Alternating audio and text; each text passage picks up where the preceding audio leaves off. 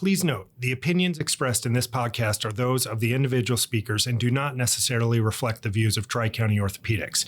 Any medical advice or treatment recommendations discussed should always be reviewed with your own healthcare provider. This podcast is not a substitute for professional medical advice, diagnosis, or treatment.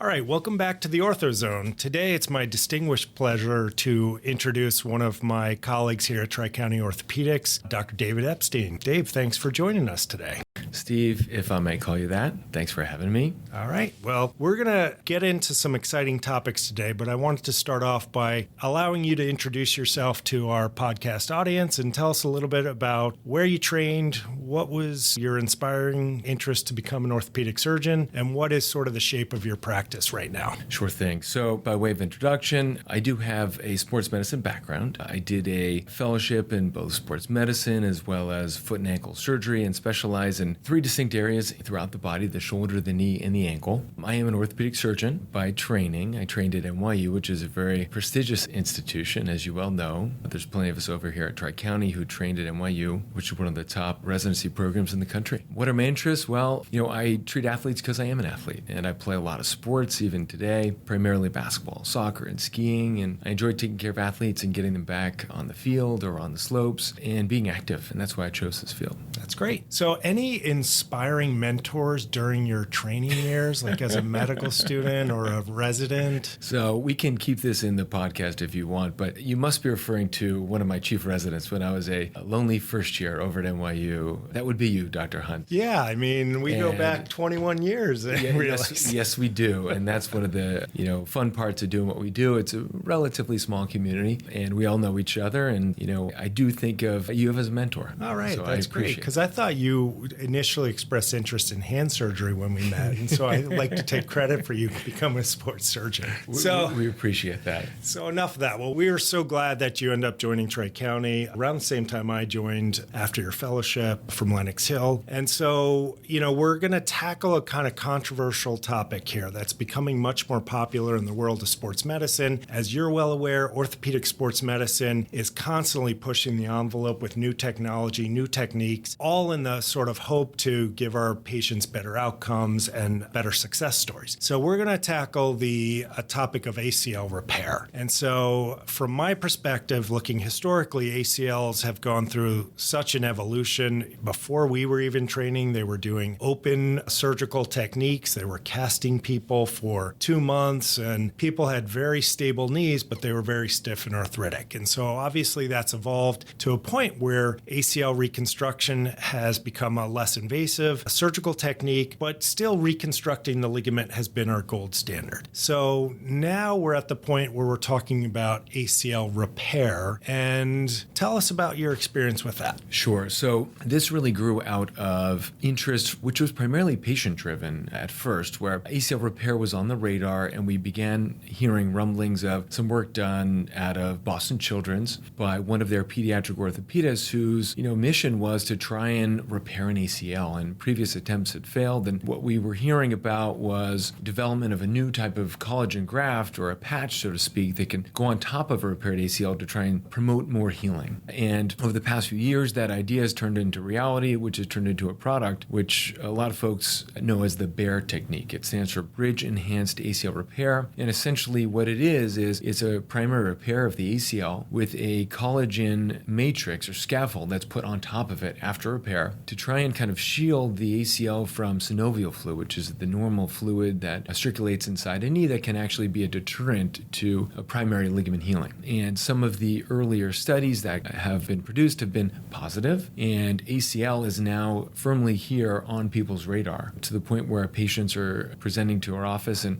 asking us, hey, what do you think about repair? Am I a candidate for that? Yeah, certainly I think doesn't hurt when the New York Times has articles about it, which happened about, I want to say 5 to 7 years ago. I think Right. Laith Jezraoui from NYU brought it up. I had a little debate about that with him at one of our alumni lectures. But let's take a step back. So why did we even have to reconstruct or repair the ACL? You have a patient in the office, they have an ACL tear, there's associated like MCL tears, sometimes there's a PCL tear. What is it unique about the ACL that doesn't seem to heal up like other ligaments in our body? Right. And that is a leading question, but we appreciate that in the podcast. So by way of education, the ACL is largely intra-articular. It does not have a true synovial sheath, which means that the ligament itself is exposed to joint fluid. And whenever fluid can get interposed between the end of the ruptured ligament, it can deter healing, to put it simply. And the PCL, by way of contrast, the MCL and LCL, by way of contrast, are protected. The PCL has a better synovial sheath, which is an intra-articular ligament, but it's got a separate sheath and better blood supply. And number two, the MCL and the LCL are extra-articular ligaments, so they tend to heal non-surgically. So, the idea that, hey, every ACL rupture needs an operation is not necessarily always the case, but certainly in our young, active patient population who wants to get back to playing sports, we are often pushing people in the direction of a reconstruction versus repair versus, more aggressive treatment for that reason, because the ACL doesn't like to heal on its own. And that certainly has been, my experience, and that's what the literature would suggest. And so you mentioned the Bear technique, obviously, that has become popular. Are there other ways to repair an ACL that don't involve using the Bear method? There are. There have been techniques that have been around for many years prior to this graft, because really the move forward and the big kind of, catapult forward was the collagen graft. And essentially what it is it's collagen, right? Everybody knows what collagen is. It's derived from a bovine source, which is a cow. And what it is essentially, cow skin cells typically that have collagen in them. They're denatured and, mixed together in a proprietary fashion to be able to kind of be moldable around this ligament. And the novel part of what the research they did at Boston Children's was developing the perfect graft that doesn't cause too much irritation or inflammation, that is moldable. When you combine it with blood, we combine it with peripheral venous blood. And then Meaning the patient's own blood. Correct. And we pack it or sew it onto the ACL so it stays in place and protects that ACL. So the repair techniques themselves have been around. We use anchors and cortical buttons for our repair all the time in every facet of what we do. But the novel part of this really was the graft. And then it was really the legwork to do the literature and the studies to help support this and kind of, tell the kind of the broader orthopedic community that, hey, this is a viable option and a safe technique for our patients. Granted, there are pros and cons, and there's patients that may be better candidates for a ACL repair with a Bear type technique versus a reconstruction, and every patient is different. So it's a conversation that would need to be had with the patient. So is every ACL tear a candidate for the Bear method? Great question, and the answer definitively is no. There are criteria that we use to try and figure out, all right, who's going to do well and who's not going to do well. By strict definition, you want at least 50% of your ACL still attached to your tibia bone. The ACL runs from the tibia to the femur bone. If more than half of it is still attached to the tibia, then there's enough of a stump, so to speak, to sew that will hold suture that you can do a direct repair. So that's one criteria. Another criteria is you can't do this in a delayed fashion. Typically, like the early studies use 50 days. So I tell patients, well, ideally within 2 months of the initial injury, and then after that we may need to explore other options in terms of reconstruction instead of primary repair. So those are kind of pretty hard set indications or contraindications, I should say, to not having it done. And then you start to get into the nuance of things, which is where not every patient may be appropriate for this repair. Meaning, if you are a 17-year-old who's going back to contact sports and you've got a scholarship to a D1 college to be a star running back, perhaps you go with a reconstruction because and we can get into this a little bit later, but some of the outcomes may show a bit of a higher incidence of re-injury with a repair. While there are pros, meaning it's your own native tissue and it's a bit of an earlier, quicker recovery because you're not harvesting a graft, right? There are some downsides as well in the form of a higher risk of a re-injury with an ACL repair. And we should discuss that certainly at some point. Yeah. So how about post-op rehab? Is there a big difference between post-op rehab from doing a repair versus doing a formal reconstruction? So in my patients, there is not. I treat them really identically, right? Early weight bearing, early range of motion, protection in a brace for the first 4 weeks, that's locked in full extension, hinge and knee brace for 6 weeks postoperatively. And I do find that postoperative pain is less with a repair, meaning earlier range of motion, earlier return of your muscle function. Your quadricep muscle function is sometimes an issue after ACL reconstruction. So it's a little bit of an easier early recovery. However, on the back end, things are very similar. You are not returning to sport earlier. It is still a 6 to 9 month full recovery back to, contact sports and full clearance. Right. Okay. So you're basically counseling patients, hey, look, this is going to be a little bit maybe easier, less discomfort, maybe less swelling rumbling on the early onset. Maybe you're going to get some muscle tone back a little quicker, but it's not necessarily going to shorten your overall recovery. Correct. Okay. And so let's get to that sort of complication standpoint. Are complications different between a repair and a reconstruction? Are they similar in terms of rates? And then obviously recurrent tearing is, that's what we're all hoping to avoid. So right. So first part of the question asks about complication rates. So one of the downsides to a reconstruction is that you need to take a piece of tissue, whether it's quadricep tendon, patella tendon, hamstring tendon, and make a new ACL out of it. And there's what we call donor site morbidity, where you may have some pain, some scarring in those areas where we harvest that donor tendon. Not only that, but you may have some residual weakness. And some of the early studies in terms of the Bear technique actually saw a significant decrease in terms of hamstring weakness with the ACL reconstruction versus the ACL repair, meaning in those patients, all the early studies used a hamstring tendon autograft as their graft of choice for those pediatric patients. And what they found was that the repair cohort had less weakness, and that was at 9-month follow-up. Because they're not harvesting the hamstring. Correct. And so, because the conventional teaching is that if you harvest the hamstring tendons at the knee as an autograft, they generally tend to regenerate, and patients generally tend to get their hamstring function back. But in this scenario, it's suggested that there was a slight difference between the repair having more strength in their hamstring than the reconstruction group. Right. So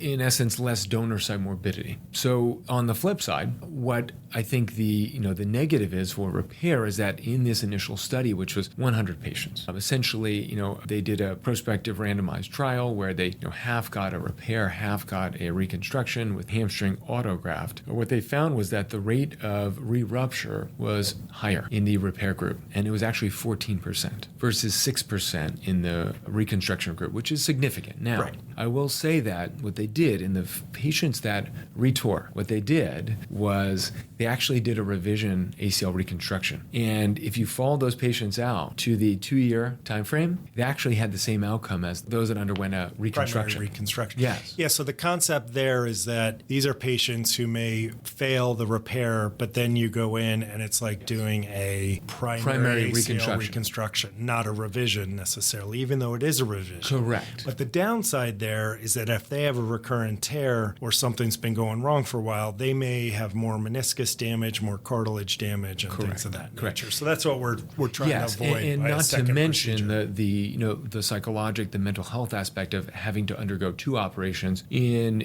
this age group, right? It's and potentially the missed time from their friends, their teams, their sports, their recruiting perspective, and so on. Correct. But what this showed me is the ACL repair does not burn any bridges, right? You can always go back into a reconstruction and have an excellent outcome long term. What this also showed me is that the initial cohort and patient population was average age 17 years old. This was a pediatric orthopedic surgeon who designed the implant, designed the study, and this was a pediatric orthopedic group that basically did all the work. So what this tells me is that a very active patient population who is going back to contact sports on a daily basis may not be the ideal cohort for this procedure. So when we talk about indications for patients, I've actually pushed my indications towards perhaps a bit of an older patient age group that's not going back to play sports on a daily basis, but rather maybe on the weekend. So a weekend warrior type who doesn't want to go skiing through the morbidity of...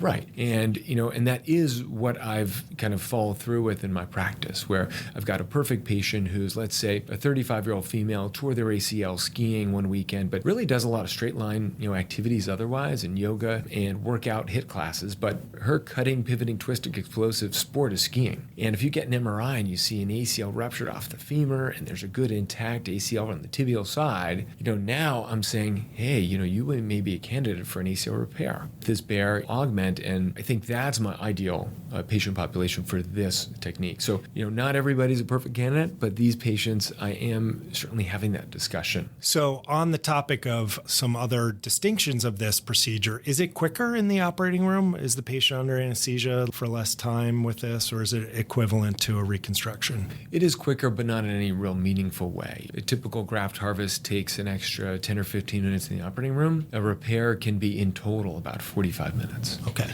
And to that end, it is similar in terms of surgical incisions.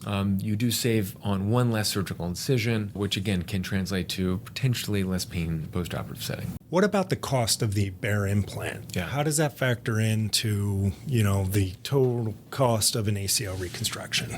It's a great question. It is, as many folks know, grafts for anything in the medical field can carry a significant cost. And this isn't a relatively expensive graft, but for example, if I were to use a cadaver graft for an ACL reconstruction in an older patient where I don't want to take an autograft, I'll use a cadaver graft, and anybody older than 35 or 40 we may consider that. It's comparable in terms of cost, perhaps a little bit more expensive. So it's not cost prohibitive in any way, but it does add an additional cost, but it may be kind of offset somewhat by decreased surgical time because OR time is expensive, anesthesia time is expensive. I do have the exact numbers, but so I need to share them today.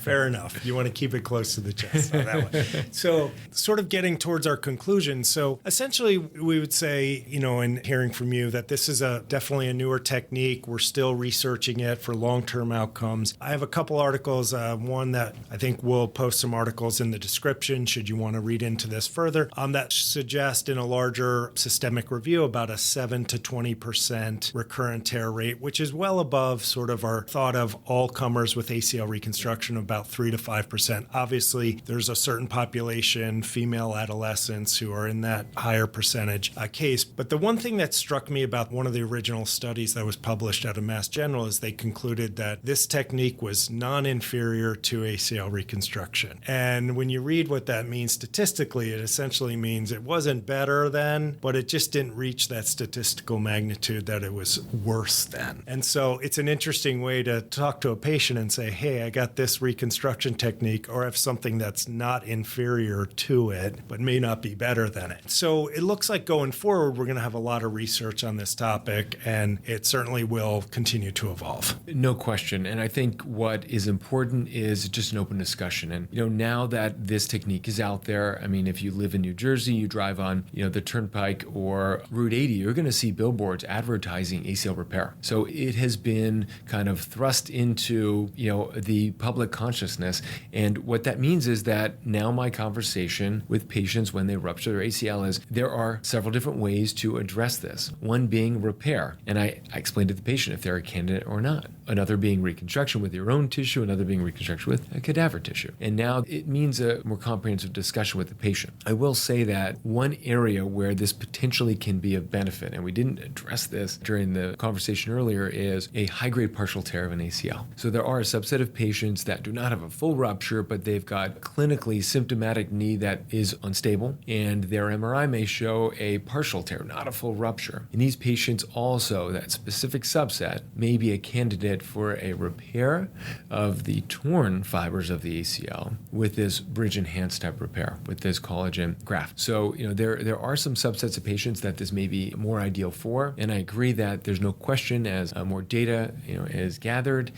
we can have a more kind of better understanding of, where this is appropriate in terms of our practice. Well, I really appreciate you coming in with your insight into this. It's a very controversial topic that I think is definitely on the horizon of being cutting edge in the world of orthopedic sports medicine. Any final thoughts for the audience? My thoughts are, if you are interested in this type of technique, certainly have a discussion with your provider. It is an emerging technique. You can certainly talk to them about their direct experience in terms of performing this procedure. And just know that not everybody is a candidate for repair. While it's a new topic, it's a kind of a sexy topic, so to speak, in terms of it's out there. It is not for everybody. And the vast majority of patients will have a traditional ACL reconstruction, which, by the way, has excellent outcome and can get you back to doing the things you love doing. So that was a great conversation. And I think one topic that maybe you and I could get together and discuss again would be ACL prevention programs and trying to prevent many of our young athletes being in our offices with this injury. Happy to come back. I think that's a very important topic and certainly one that we need to focus on. Yeah, thanks for having me. We hope you enjoyed this episode. Be sure to join us for our next podcast, which is featuring Dr. David Klein, who's going to discuss reverse total shoulder replacements. If you enjoyed today's episode, be sure to subscribe so you never miss an update. Don't forget to share the podcast with others who might find it helpful, and follow us on Facebook and Instagram at Tri-County Orthopedics to stay connected. Thanks again for tuning in, and we'll catch you next time.